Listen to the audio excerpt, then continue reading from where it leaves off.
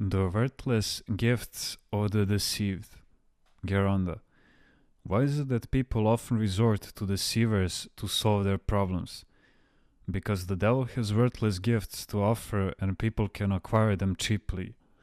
What is asked of them doesn't carry a cost, and they can remain comfortable in their passions. Instead of repenting for the sins they commit as human beings, and instead of going to a spiritual father to confess, they find some deceived individuals, that is, the devil himself, and ask him to solve their problems. But when they suffer even more, they can't understand that the devil has control over them. Geronda. How do people come to believe the deceived? People are confused. So many people claim to be leading the people on the right path, while in fact they are carrying a big bag on their shoulders with the devil hidden inside. But the benevolent God does not allow him to be entirely hidden. Once in a while the devil sticks out a horn or his tail. The people see it and shout in fear. What is this? A horn? A tail? But the deceivers answer, no, of course not. What are you saying? It's an aubergine. And they say such things to fool the people and to present diabolical things as good and beneficial.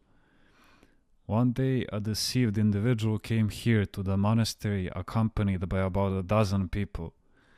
He was pretending to be their elder. I asked them, "Do you belong to some organization?" They wouldn't answer. "Do you then belong to some society?" Again, they wouldn't answer. "Have you a spiritual father?" No answer. Then they started to bow before me for a blessing.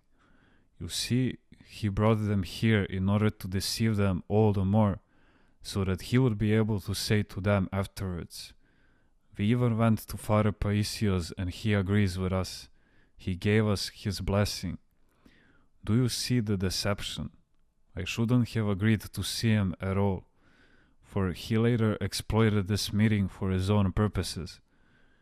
He appeared suspicious to me at the time, while his followers seemed to be simply led astray. Asking for a blessing, the poor fellows had fallen to their knees. Did you tell them anything, Geronda? I did, but when they left, the evil one certainly told them other things, a word here, a word there, and he brought them round to his way again. Geronda. How can a person be protected from such deceivers? This can be done by remaining within the fold of our church. Of course, if someone should out of ignorance follow some deceiver, God will not abandon him. God will help him recognize his mistake and return to the truth.